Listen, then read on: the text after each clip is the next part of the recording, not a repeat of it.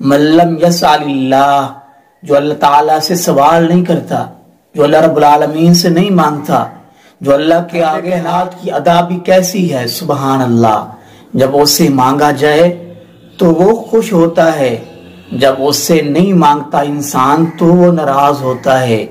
یہ اس کا الٹ ہے، اگر بندوں سے مانگیں گے تو بندے ناراض ہوتے ہیں، اگر بندوں سے نہ مانگے تو بندے خوش ہوتے ہیں۔ سبحان اللہ، اللہ تیری کیسی شان ہے کہ بندہ تجھ سے سوال کرے اور تو خوش ہو اور اس کی جھولی بھر دے، اگر بندہ تجھ سے نہ مانگے تو ناراض ہوتا ہے۔